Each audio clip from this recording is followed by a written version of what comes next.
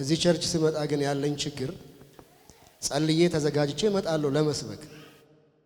ከዛ ከኔ ቀድሞ የሚናገሩት ሰዎች ስብከቴን ሙጥጥ አድርገው ይጨርሱት እና ታዱ ጨርሳ እንደው ትንሽ ብታስተርፍ ያልኩ ከሷ የተረፈውን ፓስተሩን ሙጥጥ አድርገው የሁለቱ ስገረመኝ ደግሞ ልጆቹ እና ምንም የተረፈኝ ነገር የለም። ያም ቢሆን ግን ከሶስተኛው ጋር አያይዤ በእግሮቻችን ቆመን የዮሐንስ ወንጌል ምዕራፍ 6ን የተወሰኑ ቁጥሮችን አብረን እንድናነብ መጠየቄ አይቀርም። በመካከላችን ለሚሰራው ለጌታ መንፈስ ቅዱስ ክብር ይሁን። እኔ ደስ ይለኛል ጌታ በልቤ መልእክት አስቀምጦ ከዛ እኔ ከመውጣቴ በፊት እዚህ ቁጭ ብዬ ራሱን ስሰበክ ለራሴ ግን የሚሆነውን ታስተውላለህ እኔ እያልኩ እሰማለሁ። የዮሐንስ ወንጌል ረጅም ምዕራፍ ስለሆነ ጥቂት ቁጥሮችን አለፍ አለፍ ብዬ አነባለሁ። ሲጀምር ከዚህ በኋላ ይላል ጻፊው፣ ኢየሱስ ወደ ገሊላ ባህር ማዶ ተሻገረ። እርሱም የጥብርያዶስ ባህር ነው። በበሽተኞች ያደረገውን ምልክቶች ስላዩ ብዙ ሕዝብ ተከተሉት። ኢየሱስም ወደ ተራራ ወጣና በዚያ ከደቀ መዛሙርቱ ጋር ተቀመጠ። የአይሁድ በዓልም ፋሲካ ቀርቦ ነበር። ኢየሱስም ዓይኖቹን አንስቶ ብዙ ሕዝብ ወደ እርሱ ሲመጣ አየና ፊልጶስን እነዚህ እንዲበሉ እንጀራ ከወዴት እንገዛለን አለው። ራሱ ሊያደርግ ያለውን ያውቅ ነበርና ልፈትነው ይህን ተናገረ። ፊልጶስ እያንዳንዳቸው ትንሽ ትንሽ እንኳ እንዲቀምሱ እንዲቀበሉ 200 ዲናር እንጀራ አይበቃቸውም ብሎ መለሰለት። ከደቀ መዛሙርቱ አንዱ የስምዖን ጴጥሮስ ወንድም እንድርያስ 5 የገብስ እንጀራና 2 ዓሣ የያዘ ብላቴና በዚህ አለ፣ ነገር ግን እነዚህን ለሚያህሉ ሰዎች ይህ ምን ይሆናል አለው። ኢየሱስም ሰዎቹን እንዲቀመጡ አድርጉ አለ። ቁጥር 25 በባህር ማዶ ሲያገኙት መምህር ሆይ ወደዚህ መቼ መጣህ አሉት። ኢየሱስም መልሶ እውነት እውነት እላችኋለሁ የምትፈልጉኝ እንጀራን ስለበላችሁና ስለጠገባችሁ ነው እንጂ ምልክት ስላያችሁ አይደለም። ለሚጠፋ መብል አትስሩ፣ ነገር ግን ለዘላለም ሕይወት ለሚኖር መብል የሰው ልጅ ለሚሰጣችሁ ስሩ፣ እርሱን እግዚአብሔር አብ አትሞታልና። ቁጥር 60 ከደቀ መዛሙርቱም ብዙዎቹ በሰሙ ጊዜ ይህ የሚያስጨንቅ ንግግር ማን ሊሰማው ይችላል አሉ። ኢየሱስ ግን ደቀ መዛሙርቱን ስለዚህ እንዳንጎራገሩ በልቡ አውቆ አላቸው፣ ይህ ያሰናክላችኋልን? እንግዲህ የሰው ልጅ አስቀድሞ ወደ ነበረበት ሲወጣ ብታየው እንዴት ይሆናል? ሕይወትን የሚሰጥ መንፈስ ነው፣ ሥጋ ምንም አይጠቅምም። እኔ ነገርኳችሁ ቃል መንፈስ ነው ሕይወትም ነው። ነገር ግን ከእናንተ የማያምኑ አሉ። ቁጥር 66 ከዚህም የተነሳ ደቀ መዛሙርቱ ብዙዎች ወደ ኋላ ተመለሱ፣ ወደፊትም ከእርሱ ጋር አልሄዱም። ኢየሱስ ለ12ቱ እናንተ ደግሞ ልትሄዱ ትወዳላችሁን አለ። ስምዖን ጴጥሮስ ጌታ ሆይ ወደ ማን እንሄዳለን? አንተ የዘላለም ሕይወት ቃል አለ። እኛስ አንተ ክርስቶስ ያው የእግዚአብሔር ልጅ እንደሆነ አምነናል አውቀናልም ብሎ መለሰለት። አንዳንድ ሰው ማስታወሻ ስለሚወስድ ርዕስ ልሰጥ አስቤ ልቤ ካንድ ርዕስ ላይ ስላላረፈ በዲሞክራሲያዊ አሰራር ለምን ምርጫ አልሰጣቸውም ብዬ 3 ርዕስ እንደ አማራጭ አቅርቤላችኋለሁ። የሚመቻችሁን ውሰዱ። የወደዳችሁት የምከተለው ስለሚያበላኝ ሳይሆን ወይም ዳቦውን ስለበላው ሳይሆን ወይም የሚያበላውን ሳይሆን የሚበላውን ነው ማለት ትችላላችሁ። በስመ አብ ወወልድ ወመንፈስ ቅዱስ። እንደሱ ማለት ከከበዳችሁ ደግሞ የተከተልኩት ምልክቱን ታፔላውን አይቼ ሳይሆን ስፍራው ላይ ደርሼ ስላየሁት፣ ስለነካሁት፣ ስለቀመስኩት፣ ስላጣጣምኩት ነው ማለት ትችላላችሁ። ካልሆነም ደግሞ የምከተለው እርሱ የሕይወት ቃል ስላለው ነው ማለት ትችላላችሁ። ግን ያው አንዳንድ ደግ መምህር ከጥያቄ በፊት መልስ ይሰጣልና መልሱን ብሰጥም ኢየሱስን የምትከተሉት ስለምንድን ነው ብዬ ብጠይቅስ? why do you follow him? ለምንድን ነው የምትከተለው ኢየሱስን? ለምንድን ነው የምትከተዩ ኢየሱስን?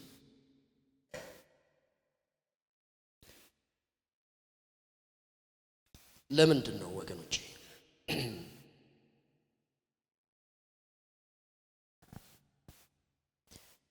ምዕራፍ 6 ሲጀምር እዚህ ምዕራፍ ላይ የተከተሉ ሰዎች ለምን እንደተከተሉ ዮሐንስ ግልጥ ያለ ምክንያት ነግሮናል። ግልጥ ያለ ለምንድን ነው የተከተሉት አለ። ቁጥር 3 ላይ ኢየሱስም ቁጥር 2 ላይ በበሽተኞች ያደረገውን ምልክቶች ስላዩ ብዙ ሕዝብ ምን አሉት? ተከተሉት። ስለ ምልክት እኔ ብዙ ትዝታዎች አሉኝ። ሶስቱን ባጭሩ ብናገር፣ በአንድ ወቅት አንድ ስፍራ መሄድ ፈልጌ እንደዚህ አይነት ቦታ ስሙን መጥራት ላያስፈልግ ይችላል፣ ካሜራችሁም ስለተደከነ ይቅርና እንደዚህ አይነት ቦታ ስትደርስ እንደዚህ የሚል ታፔላ ታገኛለህ፣ ምልክቱ እሱ ነው አሉኝና ሄድኩኝ። እንዳሉትም ታፔላውን አየው። አሁን አላስታውስም፣ የሆነ ሜትር ግባ ይላል፣ ቀስታለው። ተከተልኩ። ቢሄድ ግን ታፔላው ታገኛለህ ያለውን አላገኘም። ቢሄድ አላገኘም። ቢሄድ ባጠያይቅ ሰዎችም ይሉኛል። እኛ ሀገር ደግሞ ሰው ጥሩ ጎኑ አላቅም አይልም። በዚህ ጋር ነው ይላል። በኋላ ፈልጌ አጣሁኝ። መጨረሻ ላይ ሳጣራ ለካ ምልክቱ ነው እንጂ ያለው የምፈልገው ነገር አድራሻ ቀይሯል። እና ምን ለማለት ነው? ምልክት ሁሉ አያደርስም። ምልክት አለ ማለት ምልክቱ የቆመለት ነገር አለ ማለት ሁሉ ጊዜ አይደለም። አንደኛ። ሌላ ጊዜም እንደዚሁ አንድ ቦታ ፈልጌ ልሄድ ስል ምልክት አሉኝ። እኔም ሌሎችም እየነዳው ነበር ማነበውና መጀመሪያ ላይ እንግዲህ 3-4 ፊደሎች አለ ለስም የመጀመሪያውን አንብቤያለሁ። ከዛ ታጠፍኩኝ። ሰዎችም እውነትም ሀብታሙ ብንለው ያንን ስም ሀብታሙ እንደዚህ በዚህ ጋር ይሉኛል። ከዛ ሲሄድ ሀብታሙ የሚባለው የማገኘው ሌላ መስሪያ ቤት ነው። ሆስፒታል ፈልጌ የማገኘው ሆቴል ነው፣ ሀብታሙ ሆቴል እና ብፈልግ ሀብታሙ ሆስፒታል የለም። ከዛ ለካ ሁላችንም እኔም ያየሁት ምልክት ሌሎችም ያዩት ሀብታሙ ሆስፒታል የሚለውን ሳይሆን ሀብታሙ ሆቴል የሚለውን ነው። ግን እኔ ሆስፒታል ስላቸው ሊትራሊ እነሱ የሚያሳዩኝ ሆቴሉን እንደ ሆስፒታል እየቆጠሩት። ከዛ እንደዚህ ሆኜ በምልክት ብዙ የጠፋውባቸው 3-4 አጋጣሚዎች አሉ። ምልክት ይወክለዋል ለምትሉት ነገር ዋስትና አይሆንም። ምልክት አይጠቅምም አላልኩ። ለምሳሌ እዛ ዋናው መንገድ ላይ 4 ኪሎ አማኑኤል ህብረት ቤተክርስቲያን ብሎ ከዛ እንደዚህ አይነት ንግድ ባንክ ያለበት ህንጻ ላይ አለን ይላል። ባንኩ ነገ አድራሻውን ቢቀይር ታፔላው አለ እዛው እስካልቀየራችሁ እና መተህ ስትፈልግ የምትፈልገው ነገር አድራሻውን ቢቀይር ምልክቱ አለ። ምልክት ጠቃሚ ነው። ለዛ ነው እዛ ጋር ያቆም ነው ይመስለኛል። ምልክት ጎጂ ነው ማለት አይደለም። ምልክት ወደሚወክለው ነገር ሁሉ ጊዜ አያደርስም ማለት አይደለም። ምልክት ግን ዋስትና አይሆንም። ምልክት ሊኮረጅ ይችላል። ምልክት ድምዳሜ ሊሆን አይችልም። ምልክትን አይቶ መከተል በጣም አስቸጋሪ ነው እና የዮሐንስ ወንጌል ደግሞ የተጻፈለት ዓላማ አለው። በጣም ዓላማውን ሞግቶ ከጻፈልን የወንጌል ጻፊዎች ዮሐንስን የሚያክል የለም። ለምንድን ነው የተጻፈው? መጽሐፉን እየጻፈ ብዙ ነገር ከነገረን በኋላ ሊዘጋው አንድ ምዕራፍ ሲቀረው ምዕራፍ 20 ቁጥር 31 ላይ በነገራችን ላይ ኢየሱስ ያደረገው እኮ ነፍ ነገር አለ። በጣም ብዙ ያስተማረው ያደረገ ምልክቱ አለ። ወደ 7 ዋና ዋና ምልክቶችን ይጽፍልናል ዮሐንስ። ግን በጣም ብዙ እኮ ነው ጌታ ያደረገው። ኧረ በጣም ብዙ። ግን እርሱ መሲሁ እንደሆነ እሱ አሳ እንደሚያበላ አይደለም። እሱ በባህር ላይ እንደሚሄድ አይደለም። እሱ ሙታን እንደሚያስነሳ አይደለም። እርሱ መሲሁ የእግዚአብሔር ልጅ በብሉይ የተተነበየለት ተስፋ የተገባለት እውነተኛው የዳዊት ዙፋን ወራሽ የእግዚአብሔር ልጅ እንደሆነ ምን ትሉ ዘንድ ታውቁ ዘንድ ከዛ በእርሱ ታምኑ ዘንድ ይህ ተጽፏል። በምንድነው የመረጥከውን ኮንቴንት? ከተአምራት መካከል ተአምራትን ኢየሱስ ካስተማረው መሃል ትምህርትን ካደረገው መሃል ድርጊትን በምን መረጥ? በዚህ አንድ መነጽር። ሌላ ዓላማ ሌላ አጀንዳ የለኝም። አጀንዳዬ አንድ ነው። ይሄ ኢየሱስ የተባለው እውነተኛው መሲህ ነው። ታሪካዊው መሲህ ነው። በብሉይ ኪዳን ተስፋ የተገባለት መሲሁ ነው። እርሱ ራሱ ነው። እወቁት፣ የእግዚአብሔር ልጅ ነው። ሌላ አማራጭ የለም። ከዚህ በኋላ እግዚአብሔር የሚልከው ሌላ ልጅ የለውም። ከዚህ በኋላ እግዚአብሔር ሌላ ኪዳን የለውም። እርሱ ነው። እወቁና በእርሱ እመኑ ይላልና ከዛ እምነት ፌዝ በዮሐንስ ወንጌል ተደጋግሞ እንደተጻፈ በየትኛውም የአዲስ ኪዳን መልእክቱ ተደጋግሞ ተጽፎ አናውቅም። እሱ ብቻ አይደለም። ምናልባት ደግማችሁ በቅርብ ማንበብ ድጋሚ ያው ይሄ ጉባኤ መጽሐፍ ቅዱስ አንባቢ ጉባኤ እንደሆነ ይታወቃል። ግን ደግማችሁ ማንበብ ከወደዳችሁ እያንዳንዱን ዮሐንስ የሚያነሳቸው ምልክቶችን ተአምራቶችን እያቸው ወይ አመኑበት ወይ አላመኑበትም ብሎ ነው የሚጨርሰው። each and every one of them እገሌና እገሌ አመኑበት እንትኖቹ አላመኑበትም። በቃ የሚለካው እሱ ነው። ቼክ ያደርግና ኢየሱስ መገበ እና ጠገቡ ወፈሩ ነው ምን አይደለም። አመነበት ማን አላመነበት ላቦራ ቼክ የሚደረገው ሊትመስ ቴስቱ ፌዝ ነው። የዚህ አመኑበት ወይስ አላመኑበትም። ሌላ አጀንዳ የለውም። ሌላ አጀንዳ የለውም። ከዛ ምዕራፍ 21 ላይ ከመዝጋቱ በፊት እንዴ ይጻፍ ቢባል እኮ ዓለም ሁሉ አይበቃውም አለ። ዓለም ሁሉ ወረቀት ቢሆን ባህር ሁሉ ቀለም ቢሆን አይበቃም። ግን ተመርጦ የተጻፈው እሱ የእግዚአብሔር ልጅ መሲሁ እንደሆነ እንድታውቁት ነው አለና በዚህ አውድ ውስጥ ታዲያ የዮሐንስን ልብ የሚያሳዝን ነው ይሄ 6ኛው ምዕራፍ። እንደምታውቁት 5ኛው ምዕራፍ ላይ 3ኛው ምልክት ተደርጓል። አይነ ስውር ሆኖ የተወለደ ሰው ጌታ ፈውሶታል። ጌታ ተአምር አድርጓል። በሰንበት ምድር በመደረጉ ደግሞ ችግር ተፈጥሯል። ይቅርታ ሽባ ሆኖ የተወለደው ሰው ሰንበትን በመንካቱ ደግሞ ችግር ተፈጥሯል። ከኢየሱስ ጋር ግጭት ውስጥ ገብተዋል አይሁዶች። በነገራችን ላይ ዮሐንስ ወንጌልና ዘጸአትን አብሮ ማንበብ ደግሞ እንዴት ጠቃሚ መሰላችሁ። የዮሐንስ ወንጌል ባክግራውንዱ የዘጸአት መጽሐፍ ነው። ምክንያቱም በዚህ ገና ምዕራፍ 1 እንኳን ሲጀምር ወደ ሲና ተራራ ነው የሚወስደን ዮሐንስ። ስለ እግዚአብሔር ክብር ነው የሚያወራው። በሲና ተራራ የነበረውን የእግዚአብሔርን ክብር ዴሞንስትሬሽን ታስታውሳላችሁ። ከዛ ሕግ በሙሴ ተሰጥቶ ነበር ነው የሚለው። ጸጋና እውነት ደግሞ በክርስቶስ ኢየሱስ ተሰጥቶናል ነው የሚለው። ኢየሱስ ክርስቶስ በዘጸአት መጽሐፍ አውድ ውስጥ ሆናችሁ ብታነቡ እውነተኛው ሙሴ እንደሆነ፣ እውነተኛው አውራሽ እንደሆነ፣ እውነተኛው መና ሰጪ ሳይሆን እሱ ራሱ መና የሕይወት እንጀራ እንደሆነ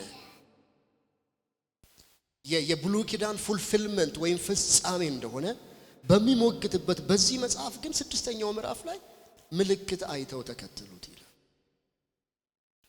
ምልክት አይተው ቢከተሉትም ዮሐንስ እነዚህን ሰዎች በምድረ በዳ ይጓዝ የነበረውን የብሉይ ኪዳኑን ሕዝብ በሚመስል አውድ ውስጥ ነው የሳለውና ከዛ ኢየሱስ አያቸውና ራራላቸው። ይሄን አንድ ነገር ማወቅ ያስፈልጋል። በምንም አይነት ሞቲቭ ሰው ቢከተል ኢየሱስ ክርስቶስ የጠፋውን የተቀበዘበዘውን የሳተውን መንጋ ሲመለከት ይራራል። ጌታ ምልክት አይቶ ለማያድነው፣ ለማይጠቅመው፣ ለማያንጸው ነገር የሚሮጥን መንጋ ሲመለከት ጌታ ልቡ ያዝናል እና ራራላቸውና ተርበዋል፣ ተቅበዝብዘዋል፣ ከተማ ሩቅ ነው። ከዛ ምን እናድርግ የሚል ጥያቄ የተነሳ ክፍሉን አሳጥሬ ለማለፍ ያህል ከዛ ከደቀ መዛሙርቱ ጋር ምን ከየት እናመጣለን? ይሄ ሰው ብዙ ነው፣ እጃችን ላይ ያለው ሪሶርስ በጣም ጥቂት ነው፣ አይበቃም፣ በምንም ሰዎች እንደዚህ መመገብ አንችል። ከዛ እንድሪያስ ግን ለማንኛውም ማለት አንድ ለየት ያለ ምእመን አለ እዚህ መንጋ መካከል። ዳቦ ፈልጎ ሳይሆን የራሱን ዳቦ ይዞ ይመጣ፣ ሌላ ዳቦ ፈልጎ ይመጣ፣ የህይወት ዳቦ። አሳ ፈልጎ ሳይሆን ሰርቶ እግዚአብሔር አእምሮ ሰጥቶታል፣ እጅ ሰጥቶታል። ሰርቶ አበጅቶ ምሳውን ቋጥሮ ግን የላቀን ምግብ የላቀን ዳቦ ፈልጎ የመጣ ሰው አለ፣ ለየት የሚል ሰው አለ። እውነትህን ነው። አዎ አይገርማችሁም? ይሄ ልጅ አልገረማችሁ?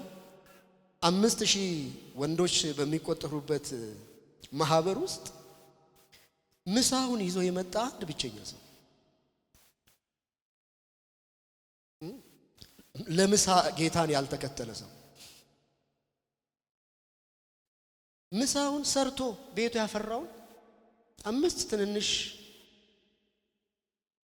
አሳ 2 ትንንሽ ዳቦ ቋጥሮ ግን ደግሞ ሞቲቭን ራሱ ስታዩ ሙሉ ቀን ለመዋል እንደወጣ መገመት ትችላላችሁ። በቃ ውላለሁ ከኢየሱስ ጋር ዛሬ አልመለስም፣ ቀን ከራበኝ ብሎ ምሳውን ቋጥሮም ሊሆን ይችላል ቤተሰቡ።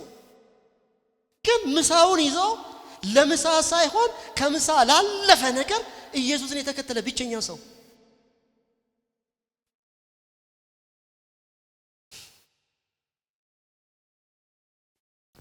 በነገራችን ላይ እዚህ ልጅ ላይ ብቻ ቁጭ ብላችሁ መጽሐፍ ቅዱስን ብታጠኑ ብዙ ነገር ያስተምራል።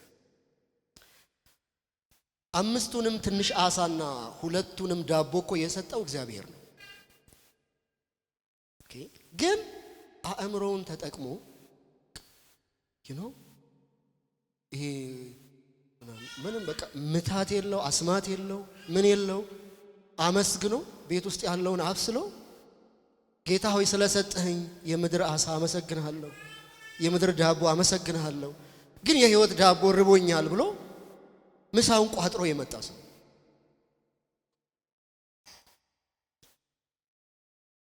አብዛኛው ሰው ግን ለምሳው ነው ወደ ኢየሱስ የመጣው። ቤቱ የለውም ማለት አንችልም። ቤቱ ምንም አሳ የለም፣ ምንም ዳቦ የለም ማለት አንችልም። ግን ሳይሰራ ለመብላት፣ ሳይነግድ ለማትረፍ፣ ሳይሄድ ለመድረስ፣ ሳይማር ለመመረቅ የሚፈልግ ማህበረሰብ እንደሆነ ታያላችሁ። ፕሮሰሱን አይፈልግም፣ ዋጋ መክፈሉን አይፈልግም፣ ብቻ ኢየሱስ እንዲያበላው የሚፈልግ እና ጌታ በቃ ይበቃል አለ። ከዛ በመታቁት መንገድ 5000 ሰው ተመገበ። 5000 ሰው ተመገበ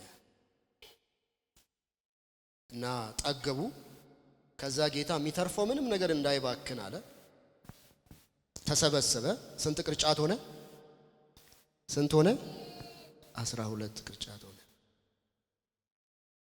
ከዛ ያወረድ ብላችሁ በመታነቡበት ጊዜ ወደ ማምሻ ጊዜ ደቀ መዛሙርቱም በታንኳይቱ ሄዱ። ኢየሱስ በሌላ ታንኳ በራሱ በኩል ሄደ ብቻውን።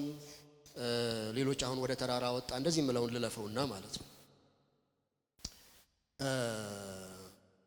ከዛ ፊት አንድ ባነሳ ያው ምዕራፍ ረጅም ስለሆነ ለማሳጠር ነው። በነገራችን ላይ ልክ ከበሉ ምን ካሉ በኋላ ተመካከሩና ኢየሱስን የምግብ ሚኒስቴር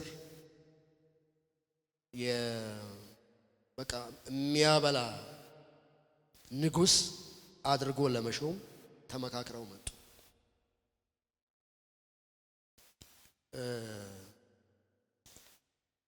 የሚያበላን መሾም ዘንድሮ አይደለም የተጀመረው ማለት ነው። የቆየ ነው። የቆየ የሰው ልጅ ችግር እና ሊሾሙት ሲፈልጉ ኢየሱስ ከመሃላቸው ሹልክ ብሎ ሄደ ወደ ተራራ ብቻው። ከዛ ስለበሉ ምን ብለው ሊሾሙት ፈለጉ? አንተ እውነተኛው ወደ ዓለም የምትመጣ ማነህ? ነብይ ነህ አሉት።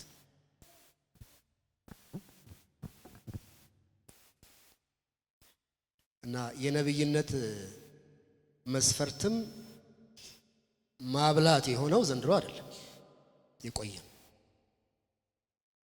ምልክትን አይቶ ነብይ ብሎ መሾምም ዘንድሮ አይደለም የተጀመረው፣ የቆየ ነው። ግን ከዚህ በፊትም ሁሌ እንደምለው ምልክት ይኮረጃል። ለምን እንደሆነ ባላቅም ጌታ ምን አለ? ቢቻላቸው ያመኑትን እስኪያስቱ ድረስ ድንቅና ተአምርን ያደርጋሉ አለ። ወይም ደግሞ የሆነ ጊዜ ይመጡና አብኛ በስም አጋንንት አወጣን በስም እውነታችሁን ነው፣ ግን የላችሁም መዝገቡ ላይ በእኔ ካሜራው እይታ ውስጥ አልገባችሁ ምላቸው ሰዎች አሉ። ለምንድን ነው? ያስፈራል። ባይዘው ለምንድን ነው ሰይጣን ምልክትን እንዲኮርጅ ውሸት ጽድቅ ያልሆነው ምልክትን እንዲኮርጅ እግዚአብሔር ፈቅደዋል። ለምን እንደሆነ ባናውቅም የምናውቀውንም ያህል ማውራት አስፈላጊ ባይሆን የማይኮረጀው ግን ጽድቅና ክርስቶስን መምሰል እና እንዲህ ያሉ እንደዚህ የሚያበላ ከሆነ እንደዚህ የሚያጠጣ ከሆነ እንደዚህማ በቃ አምስቷን አሳ እንደዚህ የሚያደርግ ከሆነ ከዚህ በኋላ የምን ድካም፣ የምን ስራ፣ የምን ጠዋት ወጥቶ ታክሲ መሰለፍ፣ የምን ከዚህና ከዚያ ጋር መጋፋት፣ የምን ከኢትዮጵያ ኢኮኖሚ ጋር መጋፋት ነው? እናቴ ተሰብስበህ የሚያበላውን እያየ ትሾማለህ። ከዛ ነብይ ትለዋለህ። ወደ ዓለም የሚመጣ እውነተኛ ነብይ ትለዋለህ። እየተሰበሰብክ በልተ መበተን ነው አሉ። እኔ አይደለሁም ባይዘው ስታነቡ ረጅም ምዕራፍ ስለሆነ እንጂ ቁጥር በቁጥር ብንሄድበት ደስ ይለኛል። ስታነቡ እሱ ነው የምለው። ከዛ ሊሾሙት ሲፈልጉን ኢየሱስ ገለል አለ። በማግስቱም ከተበተኑ በኋላ መጡና መፈለግ ጀመሩ። ኢየሱስ ትላንትና ታንኳይቱ ወደ ነበረችበት ወደ በሉበት መጡ፣ ፈለጉ፣ የለም። ከዛ በኋላ ሲያጠኑ ደቀ መዛሙርቱ ለብቻቸው ነው የሄዱት፣ ኢየሱስ ደግሞ ለብቻው ነው የሄደው ምናምን ተባለ። ከዛ የሆኑ ባዶ ታንኳሽ ደግሞ መጡ። እነሱ ሲገቡና ሄዱ ወደዛ። ከዛ አገኙት። ከዛ ሲያገኙት መምህር አሉት። እቺ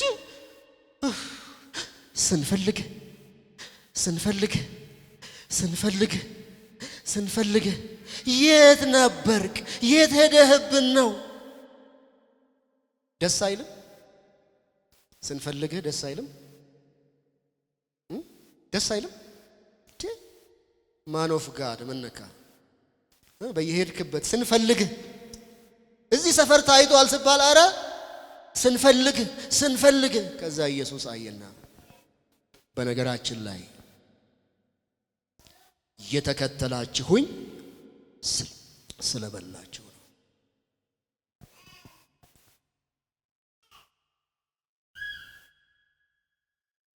እንዴት ያሳዝናል! ወርልድ ቪዥንን ስለበላን ብንከተል ምንም አይደለም። ከዛ የተሻለ ምን ይሰጠናል? የሆነን የእርዳታ ድርጅት ስለጠጣን ብንከተለው ምንም አይደለም።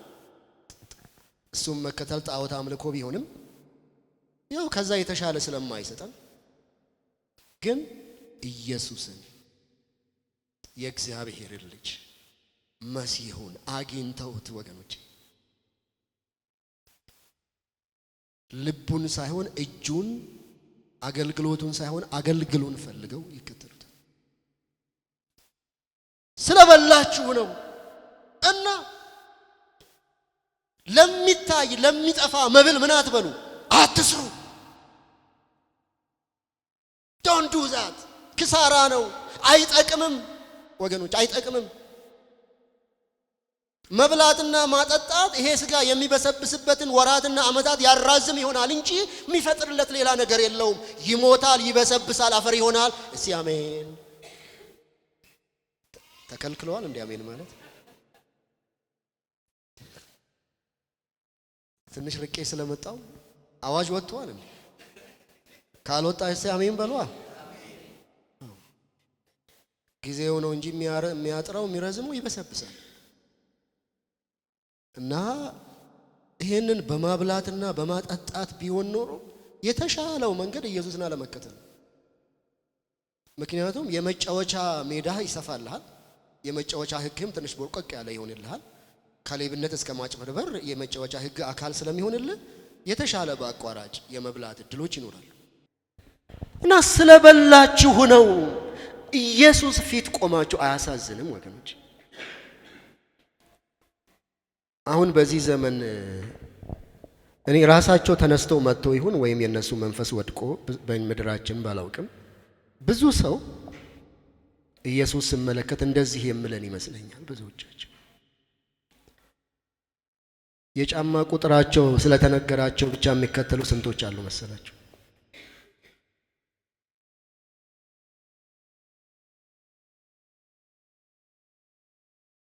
እግዚአብሔር አያምጣውና ንፍፊት ቢይዘው እግሩ እኮ ቁጥሩ ይቀየራል። እና እንደገና ሄደ ልታስተነብይ ነው። አረ በጣም ያሳዝናል። ስለ እውነት በጣም ያሳዝናል። ግን ይሄ የሰው ባህሪ ነው፣ ዛሬ ያለ አይደለም። የእግዚአብሔር ልጅ አምላክ በምድር ሆኖ ግን የሚከተሉት ያበላላል። እውነት ያበላል። እውነት አዎ። እና አረ እንዳትሰሪ ዘይትሽን አትባኪኝ እንትና ተነስ ያበላል። ስንት አበላ፣ ስንት አሰ ተጠቅሞ የዛ የጭውጨው የእንትናን በእውነት የሱን ብቻ አዎ። የአንድ ሕፃን ልጅ ምሳ 5000 ሰው መገበ አዎ። 12 መሶብ ተረፈ አዎ። እሱ ነብይ ነው፣ እሱ ነብይ ነው።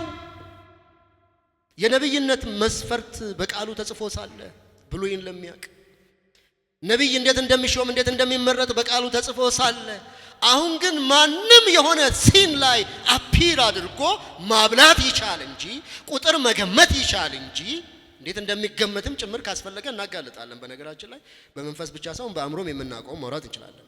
አስፈላጊ ግን አይደለም። የተላክነው የጌታን ቃል ለመስበክ ስለሆነ እና ነብይ አሉት። ነብይ ነው አሉት። ከዛ ጌታ ኖ ለሚታይ መብላት አትስሩ፣ ነገር ግን የሰው ልጅ ለሚሰጣችሁ ሕይወትን ለሚሰጥ ሕይወትን ለሚቀይር የዘላለም አድራሻን ለሚቀይር ለማይጠፋ ዘመን ለማይሽረው ነፍስን ለሚፈውስ ኃጢአትን ለሚያጥብ ደካማውን ለሚያበረታ የዘላለምን አድራሻ ለሚቀይር ለዛ መብል ስሩ። እግዚአብሔር አትስሩ አላለም፣ ስሩ። ግን ለማይጠፋ መብል ስሩ አላቸው። ጊዜያቸው እንዳለው ቶሎ ፓራፍሬዝ አድርጌ ልሂድ። እንዴ እኔም እልህ አሉት፣ ቆይ አንተ ማን ስለሆንክ ነው? እንዴ ሙሴ እኮ በምድረ በዳ መና ሰጣቸው አበላ ተብሏል። እስቲ አንተ ደግሞ ምልክት አሳየን አሉት። በነገራችን ላይ ምልክት አሳየን ጥሩ ጥያቄ ነው። እግዚአብሔር ልቦናህን እስኪያበራ ድረስ ታፔላው የቱ ጋር ነው? የሚያሳዝነው እዚህ ቸርች ውስጥ ሆነ ስለ ታፔላ መጠየቅ ነው የሚያሳዝነው። ቦታው ላይ ደርሰ ወደ ቸርቿ የሚወስደው ታፔላ የት ነው ካልክ ያሳዝናል። ኢየሱስ ጋር ሆነ ስለ ታፔላው መጠየቅ ያሳዝናል። ኦልሬዲ ደርሰሃል፣ ነክተኸዋል፣ አይተኸዋል። እሱ ቢያሳዝንም ስቲል ግን ኮንፊውዝድ ነህ ማለት ነው። የት እንዳለ አልገባህም ማለት ነው። መድረስ ትፈልጋለህ ማለት ነው። ምልክት መጠየቅ አንድ ነገር ነው። ግን you know what they did? ምልክት ከምግብ እንዳይወጣ አሉት። ሙሴ ብዙ ያደረጋቸው ምልክቶች አሉ፣ ግን አሁን ስለ ምግብ እናውራ። ከምግብ አይወጣ እና አሰሩት ማለት ነው። ኮንቴክስት ሰጡት፣ አስቀምጡና ምግብ በምድረ በዳ መና ሰጣቸው ተብሏል። አንተ ምን ትሰጣለህ አለ። ምን ትሰጣለህ? ከዛ ኢየሱስ ሁለት ትልልቅ ማስተካከያ ያደረገ። እነዚህን ስሙኝ በደንብ። አንደኛ የመጀመሪያ ችግራችሁ እግዚአብሔር ያደረገውን ሰው እንዳደረገው የእግዚአብሔርን ሥራ እንደ ሰው ሥራ በመቁጠራችሁ ነው ሰው አምላኪዎች የሆናችሁት አለ። ኬታ መጣው? በምድረ በዳ መና የሰጣችሁ ሙሴ አይደለም። አይደለም በሉ። ማናችንንም እግዚአብሔር ቢጠቀም ለስሙ ክብር፣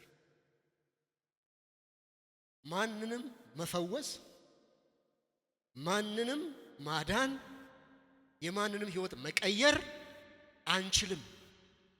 እስቲ አንችልም በሉ። እችላለሁ ካልክ ቆምና እንሟገት። አንችልም፣ አትችልም። እግዚአብሔር ይመስገን የምትችላቸው ነገሮች አሉ። ጌታ የሰጠ ችሎታ። አስተማሪ ስለሆንኩ ችሎታን የምነቅፍ ሰው አይደለሁም። ችሎታን ካልትቤት የማረግ ሰው ነኝ። ግን ሰው ማዳን አትችልም። በምድረ በዳ መናን የሰጠ ሰው አይደለም፣ ሙሴ አይደለም። ማን ነው? እግዚአብሔር ነው። ግን ችግራችሁ ከሙሴ ጀርባ ያለውን እግዚአብሔርን አታዩም። ሚታያችሁ ሙሴ ነው። ከዛ ከግብጽ ያወጣን ሰው ሙሴ የት እንደሄደ አናቅም ብለህ ጣዖት ማምለክ የጀመርከው እግዚአብሔርን ሳይሆን ሙሴን ብቻ ነው።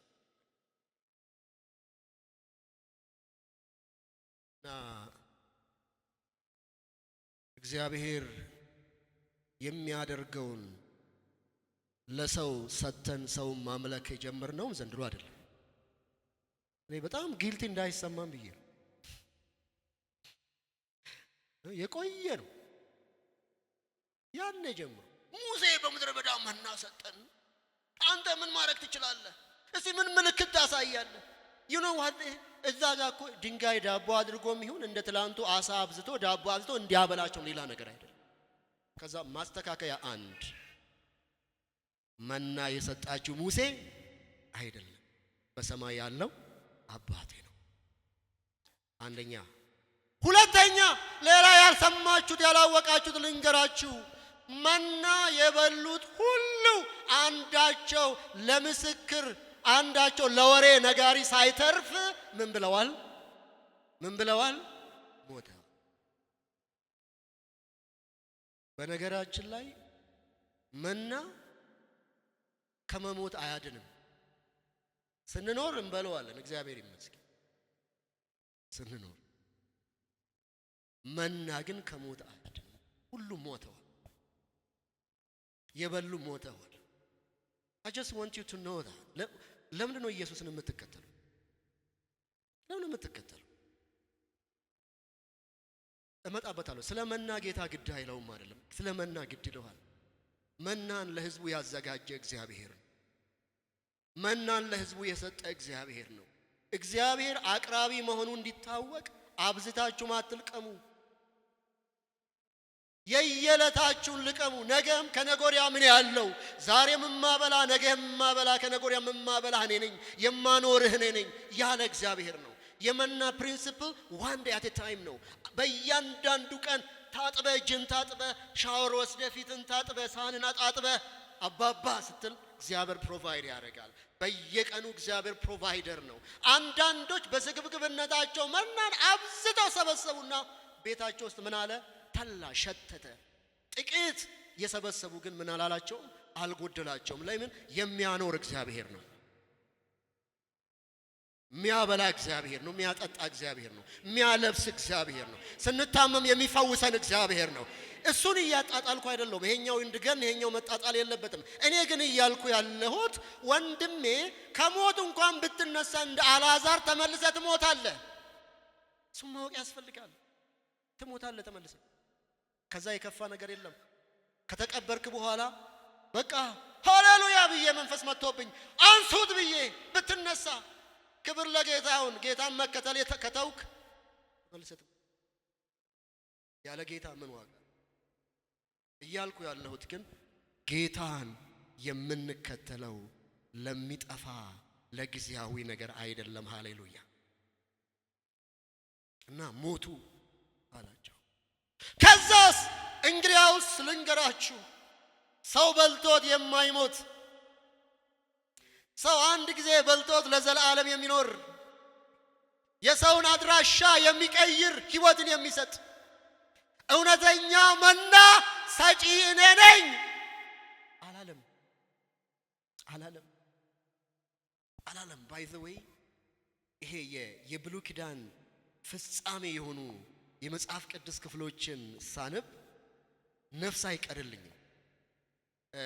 ዮኒ የመጀመሪያ ልጃችን አስለቀሰኝ ከጥቂት ቀናት በፊት መጽሐፍ ቅዱስ እያጠናን ዘጸአትን እያጠናን ነውና አሮን የተሾመበትን ምዕራፍ አንበበን ጨረስንና ከዚያው ልጆች መጀመሪያ ለፍሬክት እንዲያደርጉ እድል ስለምንሰጥ ትንሹም የመጣውናልና ከዛ ዮኒ መስጥ ብሎ ቆየና ይሄ አሮን የሕዝቡን ሁሉ ኃጢአት ተሸክሞ በልቡ የሚያረገውን ነገር አይቶ አሮን እኮ ለመጣ ያለውን ኢየሱስን የሚያሳይ ነው። ያ ከዛ ሐሳብ መስጠት ጀመረ። ከአሮን ወደ ጂሰስ እንዴት የእውነተኛ ሊቀ ክህነት አገልግሎት በኢየሱስ እንደተፈጸመ በእሱ አንደበት ሲነገር በቃ እንባ ይመጣ። ምክንያቱም በእግዚአብሔር ቃል እውነት ለምናምን ለኛ ነገራችን ሁሉ በአንድ ክርስቶስ በሚባል ታስሯል። ለሱ ክብር ይሁን እና እዚህ ቦታ ላይ እኔ እውነተኛው መና ነው የምሰጠው፣ ሕይወት ነው የምሰጠው አይደለም ያለው። በሌላ አባባል እኔ ምልክት ነኝ አይደለም። እኔ ራሴ የምበላ እውነተኛ መና ነኝ፣ የሕይወት እንጀራ ነኝ፣ ሕይወትን የምሰጥ። በነገራችን ላይ በዮሐንስ ወንጌል ውስጥ I am claims የሚባሉ አሉ። እኔ ነኝ የሚባሉ የመጀመሪያው በዚህ በዮሐንስ ወንጌል ነው የተጻፈው። እኔ የሕይወት እንጀራ ነኝ። ማንም አይልም። ማንም ትልቁም ነብይ ቢነሳ እርሱ ነው የሚለው፣ ወደ እርሱ ነው የሚጠቁመው። እኔ ብሎ ማለት የሚችል የትንቢት ሁሉ ፍጻሜ የሆነው የነገር ሁሉ ማሰሪያ የሆነው የእግዚአብሔር ልጅ ኢየሱስ ነው እኔ ማለት የሚችለው። እኔ የሕይወት እንጀራ ነኝ። እኔን የሚበላ ስጋዬን የሚበላ ደሜን የሚጠጣ በሕይወት ይኖራል።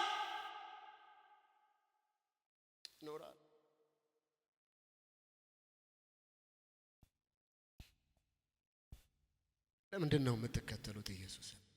ለምንድን ነው የምንከተለው? አንዳንዴ በሕይወት ውጣ ውረድ ትግል በኑሮ ማዕበል ከምድር ጫፍ እስከ ጫፍ እየተላጋን ስቃይና መከራ በእኛ ላይ እየተፈራረቀ በሐዘንና በእንባ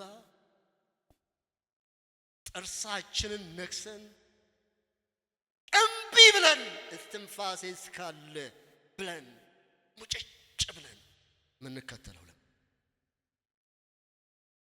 ሌላ ጊዜ መሆን የምንፈልገውን መሆን ሲያቅተን ማድረግ የምንፈልገውን ማድረግ ሲያቅተን በሕይወት ድካም እንኳን እየወደቀን ከሕይወት መስመር እየወጣን በሕይወት ትግል ስናልፍ ግን ተመልሰን ማረን ያላንተ ሕይወት የለኝም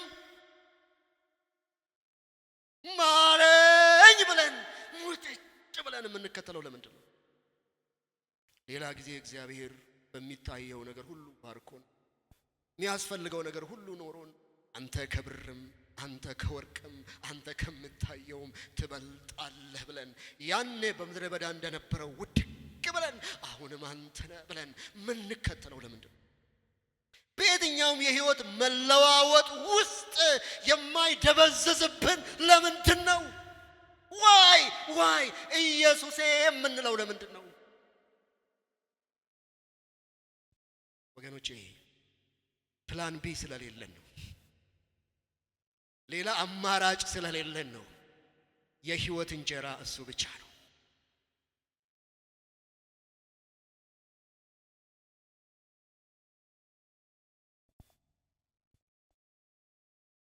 ኢየሱስ እንዲያበላቸው ቁጥሩ የነገረንን ብንነገር 4999 ሰዎች ለመብላት መጥተዋል። አንዱ ግን እግዚአብሔር የሰጠውን ሪሶርስ ተጠቅሞ እግዚአብሔር የሰጠውን ሙያ ተጠቅሞ እግዚአብሔር የሰጠውን ሀብት ተጠቅሞ እግዚአብሔር የሰጠውን አእምሮ ተጠቅሞ የሚያስፈልጋትን ጥቂቷን ነገር አብስሎ እሷን ቋጥሮ ምበላት አለችኝ ለስጋዬ እምበላት አለችኝ ለምሳዬ። የህይወት ምሳ ግን እፈልጋለሁ። የህይወት እንጀራ ግን እፈልጋለሁ። ደግሞ ካንተ ጋር እውላለሁ። ቀን ስርበኝ ለምሳ ብዬ አልሄድም እውላለሁ ብሎ የመጣ ያ አንድ ልጅ እዚህ ጉባኤ መካከል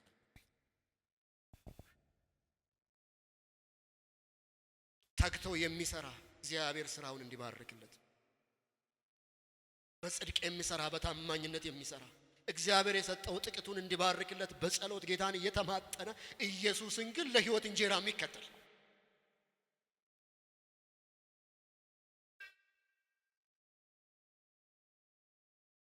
አለ ወይ? ዛሬ በተከታይነት ሚዛን ብትመዘን የኢትዮጵያ ቤተክርስቲያን የት ስፍራ እንደምንገኝ አላውቅ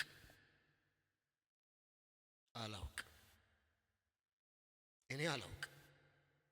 እኔ ስለ ራሴ አላውቅ፣ ስለ ራሴ ፈርድ ጌታ ልቤን ፈትሽ።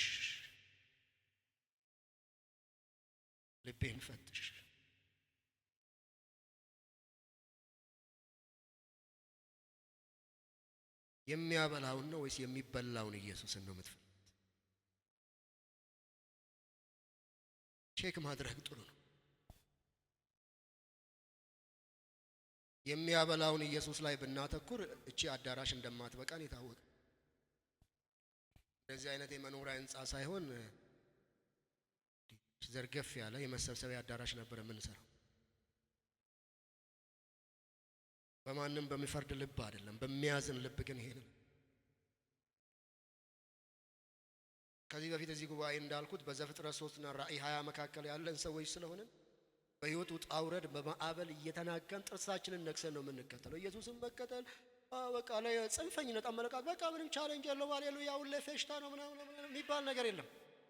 ከስጋ እየተጋደልን፣ ከኃጢአት እየተጋደልን፣ ከሰይጣን እየተጋደልን፣ ከዓለም አስተሳሰብ፣ ከዓለም ፍልስፍና ቅድም ታድስ እንደነበረው እየታገልን ሰይጣን የሚፈልገውን እምቢ ያለን ድንገት እግራችን ተንሸራቶ ቢገኝ አይ አም ሶሪ ብለን ተጸጽተን እየተመለስን ኢየሱሴ አንተ የህይወት እንጀራ ብለን የምንከተለው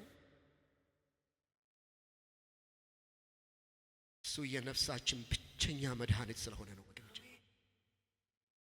እና ኢየሱስ እኔ የብሉይ ኪዳኑ ፍጻሜ ነኝ፣ መና ፍጻሜ ያገኘ ከዚህ በኋላ ስለሚበላ መና ማዝነብ አይደለም እግዚአብሔር። እሱን ይሄው መካከል ይቋጠራል። ስራ አብረ ኮርፖሬት አርክ፣ ኮላቦሬት አርክ። አዎ እግዚአብሔር እንዲባርክ ጸልይ፣ ስራ አእምሮን ተጠቅመ ስራ ፌቨር ዩዝ ዩር ማይንድ ሄልዚ አእምሮን ተጠቅም። እየተሰበሰብ ገንዘብ የሚተፋ ኤቲኤም እያልክ እየተሰበሰብክ አሁን 5000 ገባልሽ። ከየት አምጥቶ ነው የሚገባው? ንገሪኝ፣ ከየት አምጥቶ ነው የሚገባው? ከየት? ምን አይነት አምላክ? እዚህ መጽሐፍ ቅዱስ የተጻፈ አምላክ ከኔ አካውንት ዘርፎ የሄኖክ ውስጥ ይከታል እንዴ? አያረግ። አዎ እግዚአብሔር በልግስና ህግ ያም ገባልሽ አይደል? ጉዳዩ ገደል ይግባ፣ ቢፈልግ ገደል ይግባ። ተሳስቼ ያልኩ ከመሰላችሁ ማለት ነው። ሶስተኛ ላጽና አካውንት ዘለ ገደል ይግባ። ነፍሴ እንኳን በኢየሱስ አረፈች። በህይወት ዘመኔ ያለኝ ይበቃኛል። በአእምሮዬ እሰራለሁ። ብራብ ብቸገር ዋጋ ብከፍል እንኳን ኢየሱስ ለኔ ከሆነው ጋር እንኳን አይነጻጸርም። እኔ ግን የገባኝ ገብቶኛል። ኢየሱስ የህይወት እንጀራ ነው። አትስሩ ወገኖች፣ ለሚታይ እኔ ነኝ የህይወት እንጀራ፣ እኔ ነኝ ህይወትን የማኖር፣ እኔ ነኝ እውነተኛ መድኃኒት። ከዛ ተሰናከሉ። ስመ አብ ወወልድ ወመንፈስ ቅዱስ። እንዴት እንደዚህ ሆነ? እንዴት ሰው ይበላል? እንዴት የሰው ስጋ እንበላል? እንዴት? ከመብላት ወጣ ብለህ ብታስብ እኮ ይገባል። መብላት ላይ በነገራችን ላይ ብዙ ትራቭል አደርጋለሁ በዚህ ዓመት በተለይ በጣም ቦታ ነው ኢትዮጵያ ውስጥ። ያው ብዙ ቦታ መሄድ አስቸጋሪ ነው ይባላል። እኛን እግዚአብሔር እየረዳን እየሄድን በሰላም እየሄድን እየመጣን እና ብዙ ቦታ ትራቭል ስለማድረግ ምን አይነት የኢትዮጵያ ቤተክርስቲያን እንዴት ነው የማየው? በፌሮ የሚበላ ነገር ላይ ታስራል። እንደምንም ብለህ የሚበላ መጨመር አለ። እንደምን በቃ የሆነ ነገር ይታየኛል፣ ትጥሳለህ ምናምን የሆነ በቃ እንደምንም ብለህ ከቲማቲም ያ ከዚህ ሁሌም እንደምለው የሆነ እንደምንም ብለህ ወይ አትክልት ተራ ወይ ሽሮ ሜዳ ወይ ሰንጋ ተራ ህዝቡን ሳትወስድ መውሰዳች እንደምንም ደከም ያልቅ አገልጋይ ኮንክ ሽሮ ተራ እንኳን ብትሆን በቃ የሆነ ምናምን የጣፈጠ ምናምን ብለህ ማለት አለ። በቃ የሆነ ምድራዊ ነገር ለዓይናችን ታስሮ የአገልግሎት ስኬትን የምንለካው ከገጠር ከተማ በመግባት መኪና በመንዳት ቤት ምናምን በማለት እኔ ሁሌ አንድ ነገር እላለሁ። ጌታን ለምን እንደማመሰግን ታውቃላችሁ? የራሴን ህይወት ሁሌ ያያለሁ። የራሴን ህይወት ሳይ የአዲስ አበባ ጎዳናዎችና የአዲስ አበባ እነዚህ ካሜራዎች አንዳንድ ጊዜ ነፃነት ይነሳሉ፣ ግን ይሄኛውን ፓርት ቆርጣለህ ካስፈለገ። የአዲስ አበባ የቆሻሻ ገንዳዎች ይመስክሩ እኔን የመገቡበት ዘመን ነበር። ረሃብን ብራዘር በአይነቱ እንደውም አማርኛ አይገልጸውም በግሪኩ እያልክ እነግርሃለሁ። ኤክስፒሪየንሻል የሆነ ዕውቀት ነው ያለ ችግር ምናምን ካልክ ጎዳና ላይ እንደኖረ ሰው አይነውታት። ግን እግዚአብሔር ከዛ አንስቶ ብዙ አይነት አበላል አሳየ። በርግጥ አፕታይቴም አስቸጋሪ ናት። ትንሽ ምግብ ኤሪያ ላይ ጎበዝ አይደለሁም። ግን እግዚአብሔር ይመስገን ከአፍሪካ እስከ አውሮፓ፣ ከአውሮፓ እስከ ኤሽያ፣ ከኤሽያ እስከ አሜሪካ እንግዲህ ከቻይናው እንግዲህ ብዙ ቻይኒዝ ፉድ ምናምን እያል እንትን ምናምን ሜክሲካን ፉድ የሚባል በጣም ቆንጆ ቅመም ስላለው ብዙ ጊዜ ሜክሲካን ፉድ ወዳድ ነኝ። ወደ ቴክሳስ እንደዚህ ሲሄድ ከሜክሲካን ምናምን ነው ሞክረው። ከዛ ይሄው በቃ ተከራይቼም ቢሆን ጥሩ ቤት ውስጥ እኖራለሁ፣ ሰው የሚነዳውንም መኪና ነዳለሁ ምናምን። አሁን ስለ ቁሳዊ ነገር ስላወራው ነው ቁሳዊ ነገር እያነሳል። ግን ለሚቴሪው መኪና ነድቼ የህይወት እንጀራ ከምራ ጎዳና ነው ቤቴን እየዘመርኩ ኢየሱስ በልቤ ዙፋን ይንገስ። አይቴሊው ተራ ነገር ይሄ ማለት ግን ስሩ እኔም ሰራለሁ። ገርማችሁ ነገር ትንሽ ንግድ ሞክራለሁ። ጊዜ ችግር አለ እንጂ እንዲህ ሰራለሁ አልልም። ግን በሙያዬ አንዳንድ ነገሮችን አደርጋለሁ። ጥሩ ሙያ አለኝ። የተለያዩ ሰርቲፊኬቶች አሉ። በተለያየ መንገድ ራሴን ለማብቃት ሁሉ እሞክራለሁ። በአመት ቢያንስ አንድ ነገር ሳልማር አልቀርም። ዋትሶ ኤቨር ዛት ኢዝ በሰልፍ ኢንቨስትመንት ራስን በማሳደግ ራስን የማየው እንደ አንድ ትልቅ ተቋም ነው። ብዙ ዲፓርትመንቶች እንዳሉ። ስለዚህ አንድ ያላደገ ዲፓርትመንት ብኖረኝ ተፈላጊ እንደማልሆን አውቃለሁ። ማንም ውለታ ውሎልኝ የሆነ ስራ እንዲሰጠኝ አልፈልግም። ስለምችል ስለምበቃ ብዬ ነው የማምነው። እግዚአብሔር ትዕቢት አይደለም። አይ ጀስት ኢንቨስት ኦን ሚ በምታት ስለማይታደግ ማለት ነው። በነገራችን ላይ እድገት ተአምራዊ አይደለም። እኔ በተአምር እግዚአብሔር ሲያሳድግ አይቻልም ማለት በተአምር ለእድገት የሚያስፈልገውን እግዚአብሔር ያሟላል እንጂ እግዚአብሔር ሁሉ ጊዜ እድገት ላይ ሲመጣ ተአምርን ዊዝሆልድ ነው የሚያደርገው። እድገት ናቹራል እንዲሆን ይፈልጋል ጌታ። ምክንያቱም የእግዚአብሔር መንግስት የኢንዱስትሪ አይደለም። ወዲያው ከሸንኮራ ስኳር አትሆንም። ቀስ እያልክ ነው የምታድገው በፕሮሰስ ውስጥ። ግን ደግሞ ሰራለው እግዚአብሔር ሲሰጠኝ ይሰጠኛል። እንደማንም ሰው ለምሳሌ አሁን ሰሞኑን ቤት በመፈለግ ቱክ እያልኩ ቤት ልቀቁ ቱክ ከፈልጋለሁ። አይሆንም እዚህ ጋር የልጅ ትምህርት ብዙም it is totally fine እግዚአብሔር ይመስገን እያልኩ ግን ያለሁት መኪናም ብኖርህ ቤትም ብኖርህ ነገ ትሞታለህ ነው። እሱን ደግሞ ጌታ ነው የሚያውቀው። ዛሬም ሊሆን ይችላል፣ ነገም ሊሆን ይችላል፣ ከነጎዲያም ሊሆን ይችላል፣ የሚቀጥለው ዓመት ሊሆን ይችላል፣ 10 20 30 40 ጥለነው ነው የምንሄደው። ለሱ እንሰራለን፣ እንደ ባለ አእምሮ በጽድቅ እንሰራለን፣ በታማኝነት እንሰራለን፣ ተግተን እንሰራለን። እንደውም እኔ ከአእምሯችሁ ውጡ በሚለው ፍልስፍና እንደማላምን ስለምታውቁኝ እዚህ አሁን ሰሞኑን ስለጠፋው አዲስ የመጣችሁ ካልሆናችሁ በስተቀር ብዙዎቻችሁ ከአእምሯችሁ ውጡ የሚል አስተሳሰብ እግዚአብሔር መንግስት ውስጥ የለም።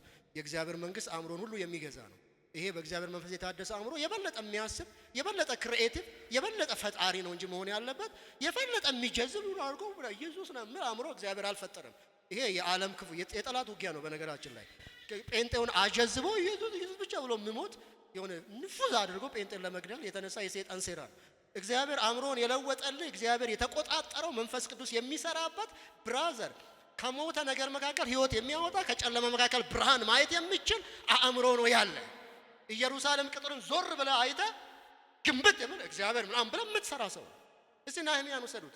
የመጀመሪያ ጊዜ ስለ ስትራቴጂክ ፕላኒንግ ስንሰለጥን ያቺኛውንም ህንጻችን ገና ስናቅድ የነህምያን መጽሐፍ ነው አብረን ያጠና ነው አይደል? ሰውሰ ግን ደግሞ ኢየሱስን ስራ እጃችንን ስራ ባርክ እንላለን፣ ጤና ስጠን እንላለን፣ ሁሉም እናደርጋለን። እሱን የተከተልነው ግን ስለ እጁ ብቻ አይደለም፣ ስለ ማንነቱ ነው። ኢየሱስ የህይወት እንጀራ ነው። ሃሌሉያ! ምንም ሳይጨመርበት ይበቃል ኢየሱስ፣ ይበቃል ኢየሱስ፣ ያረካል ኢየሱስ። በዓለም ኑሮ እያለቀስን ደግሞ የደስታ ሳቅ እንስቃለን። ይሄ ጆይ የምንለው ማለት ነው፣ ከውስጥ የሚፈልቅ ኢየሱስ የህይወት እንጀራ ነው። ዱ ዩ ኖ ሂም? ለማጠቃላይ ልምጣል። ዱ ዩ ኖ ሂም? ታውቀዋለህ ነው ወይንስ? አሁንም ልምገራችሁ፣ በነገራችን ላይ ለኢየሱስ ያላችሁ አመለካከት ትንሽ ማን አዚብ አደረጋችሁ ወደ መባል እየመጣ እንዳለ የምታውቁት ሌላ አስተምሮ መታገስ ጀምሩ። ቻናልን ከፍተ ዲቦራ ምናምን ሲባል እሱን ከፍተ የምታይ ከሆነ አምጣልኝ። ይሄ የኔ አቋም ነው። የቸርቿ ይሁን አይሁን ፓስተሩ ይነግራቸው። እንደ አንድ ወንጌል አገልጋይ ግን ቁጥርሽ 38 ምናምን መባባል የሆነ ሚታት የሚመስል ነገር ጉባኤ መካከል ልክ እሱ መታገስ ስትጀምር፣ እንደ እሱ ነብይ ብለህ ስትጠራ፣ እንደዛ አይነት ጉባኤ መገኘት ስትጀምር የዛን ጊዜ ሪሜምበር ኢየሱስን በቀራንዮ መስቀል ላይ ያንጠለጠለውን የወንጌልን እውነት ድምቅ ብሎ ማየት ተስኖሃል። ኢየሱስ እንደተሰቀለ ሆኖ በፊታችሁ ተስሎ ነበር የተባለው እውነት ደብዝዞባል። ከዛ ነው የሚጀምረው። አንዳንዶቻችሁ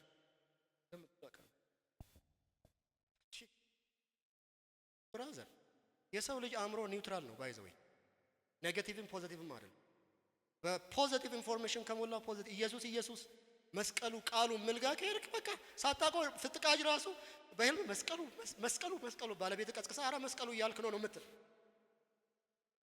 ሽሮ ሜዳ ከሆነ ከሽሮ ያለፈ ልትል ታያት። ለዚህ እኮ ነው በብሉይ ኪዳን ትዝ ይላችኋል ነብዩ ኤርሚያስ እና ነብዩ ሐናንያ የሚባሉ ሰዎች መካከል በነበረው ግብግብ ባቢሎን ከተወሰዱ በኋላ የዛሬ ዓመት እንደዚህ ቀንበር ምናምን ብላቸው ጋር ከዛ እግዚአብሔር አንዱ የከለከለው ክልከላ ህልማችሁን እንዳትሰሙ። አንዱ መከልከል የነበረበት ነገር የራሳችሁን ህልም እንዳትሰሙ። ኤርሚያስ 29 አንብቡ ይላል። ህልማችሁን እንዳትሰሙ። ለምን? ምክንያቱም የዛ ያሰተኛውን ነብይ ስታሰላስል ስለምትውል 70 ዓመት የምለው አይታየም። በቃ ጧት ራሱ የምታልመው በስራ አእምሮ ሆነ በእንትን በተጨናነቀው አእምሮ ሆነ እንኳን የምታልመው እውነተኛውን ህልም አይደል። እንዳትሰማ ህልም ግን ኢየሱስ እውነት ቃል የሚል ጋር ስትውል አእምሮ በሱ ይሞላል። ከዚህ በኋላ ልቋጭና ሁለት ይሄ ንግግር ምን ፈጠረ? አንዳንዶቹ ከባድ ነው ምናምን አሉ። ከዛ አንከተልህም አሉት ኢየሱስን። ግር ብሎ ሄዱ። ከዛ ከደቀ መዛሙርቱ አንዳንዶቹ መጡና ፓስተሩ ጋር ፓስተር ኢየሱስ ጉድ አደረከን፣ ጉድ ሆነናል። አንተ ደግሞ ወግ አጥባቂ ነህ፣ አንተ ደግሞ ታካብዳለህ፣ አንተ ደግሞ ንግግር በጣም ያሳምማል። ይሄው እገሌም ሄደ እኮ ሄደ፣ የእንትን ክፍል መሪም ሄደ፣ የእንትን ዲፓርትመንት አገልጋዩ ሄደ። ብዙዎቹ ደቀ መዛሙርት እኮ ነው የምለው ወገኖቼ። ብዙዎቹ ደግሞ ዝም ብሎ መንጋው እኮ አይደለም፣ ከደቀ መዛሙርቱ ከ12ቱ ውጪ የነበሩት ማለት ነው። ብዙዎቹ ተመለሱ ወደ ኋላ። አስጨናቂ ንግግር ነው አሉ። ድሮስ ዳቦ ብለህ መተህ ኢየሱስ እንዴት አያስጨንቅ? ስጋን ያስጨንቃል። እንዴት ታካብዳለህ? ምን ነው ለስለስ ብታረግ፣ አንዳንድ ትምህርትን ብታመቻመች፣ እንደው አልፎ እንኳን ምን ነው ጣል ብታረግ ህዝቡን ለማቆየት ሲባል። ምክንያቱም ይሄ የብሉይ ኪዳን ሁለት የእስራኤል መከራ ውጤት ነው። አሮን ጣዖት ያስመለከው ህዝቡ ምን ይፈልጋል ብሎ ነው። ሙሴ ከተራራ ወረደና አሮን ሆይ ይህ ህዝብ ምን በደለህ አለው። ምክንያቱም ምን በደለ የሚለው ኢምፕሊኬሽን ምንድነው? እየተበቀልከው ነው። ህዝቡ ልክ ላይ የሆነ በቃ ጅምላ ጨራሽ መሳሪያውን የተኮስክበት አስጨረስክ። ምን በድሎ ነው ግን ህዝቡ ስል አረ ህዝቡን እንፈልጋለን አለ። ከዛ ሪሶርሱ ከኪሱ ነው።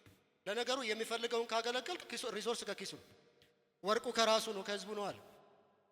ከዛ ህዝቡ ፈልጎ ነው ካልክ ታረጋ ከዛ ሳኦል የሚባል ሰው ደግሞ አለ። ህዝቡ ሊበተንብኝ ነው፣ ህዝቡ ሊሄድብኝ ነው ምናምን አለና ሳይቀባ ተቀባው። ካህን ሳይሆን ካህን ነኝ ብሎ መሰዋት ሳይፈቀድለት ሰዋ። አሁን ሁለት ምርጫ ነው ያላት ቤተክርስቲያን።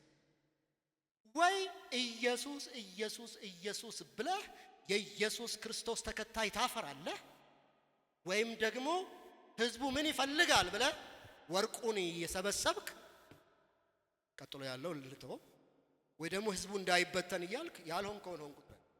ሜጀር ፕሮፌት አፔት ምናምን ታውቃላችሁ? አፖስቶሊክ ፕሮፌቲክ ቲቸር ምናምን። ግን ያ ቀን ይመጣል፣ ሁሉ በእሳት የሚፈተንበት ቀን። ለዛ ቀን ህዝቡ ሊሄድ ስለ ኢየሱስ ደቀ መዛሙርቱን አያቸውና ባይ ዘ ዌይ እናንተስ መሄድ ትፈልጋላችሁ እንዴ? አላወቃችሁም? በነገራችን ላይ ሁለት በር አለን።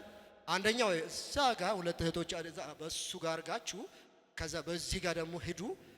ሁለቱ በር እና ትፈልጋላችሁ መውጣት? ኢየሱስ እንዲህ ያለው ለምን እንደሆነ ታውቃላችሁ?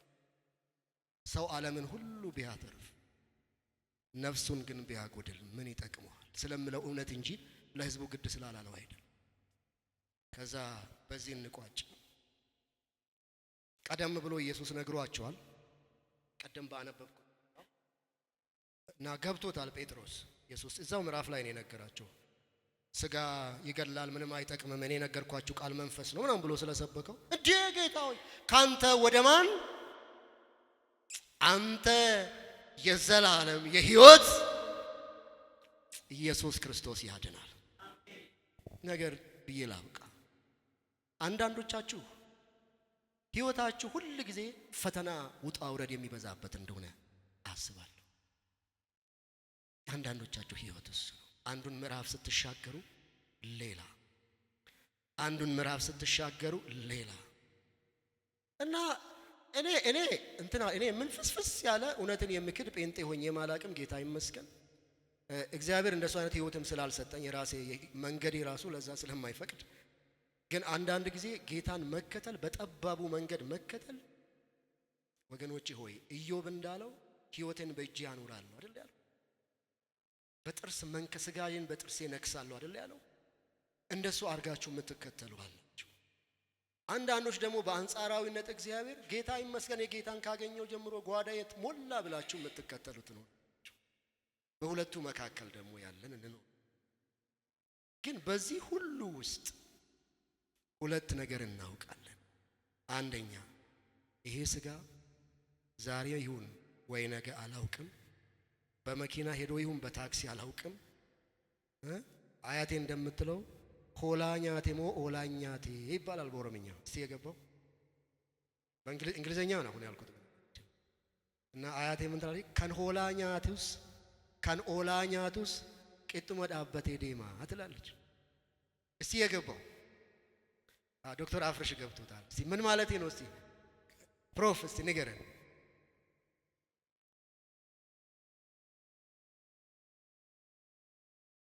ያው እሱ አውዳዊ አድርጎ ነው መምህር፣ ችግሩ እሱ ነው። ሆላ በግ ነው። ኦላ ማለት እየዋለ ማለት ነው። በየቀኑም በግ የበላ እየዋለም አልፎ ማለት እየዘለለውም የበላ ቆሞ መሄዱ አይቀርም። ሳይንስ ምለው እንዳለ ሆነው ማለት። ግን አንድ ነገር እናውቃለን። ኦላ ምለው ነገር ወደ ፍጻሜ ሲመጣ ያ ኦሉን ዱሜ ኦሉ የሚባለው ያለቀ ቀን የዛን ቀን ስጋ ይሞታል። አሜን ነው። ግን አንድ ነገር ልንገራችሁ፣ ብንሞት ከሞት የሚያስነሳ የዘላለም ፍጻሜያችንን ያጸና ነፍስን የሚያድን ሃሌሉያ የሚያንጽ የሚያቆም የሚያበረታ የህይወት እንጀራ ኢየሱስ ክርስቶስ አለ። አንተ የህይወት ቃል አለ። ካንተ ወደ ማን እንሄዳለን? በምንም መንገድ ሁኑ ወገኖች፣ እኔ አላውቅም። የዚህ ሳምንት መፈክራችሁ ይሄ እንደሆነ እፈልጋለሁ። አዎ ነገሬ በጣም ተስተካክሏል እኔ የምትሉም ካላችሁ እግዚአብሔር ይመስገን። ለአንዳንዶች እሱን ይፈቅዳል ጌታ። ግን እኔ የምከተል ላለኝ አይደለም አንተ ትበልጣለህ እንድትሉ መንገዳችሁ የከበደ ውጣ ውረድ የበዛባችሁም እናንተ ደግሞ አንድ ቀን አንተ ስትመጣ ሁሉ አዲስ ይሆናል። እምባን ሁሉ ከዓይን ታብሳለህ። እስከዛ በእምባም ቢሆን ካንተ ጋር እጣበቃለሁ። አንተ የዘላለም የሕይወት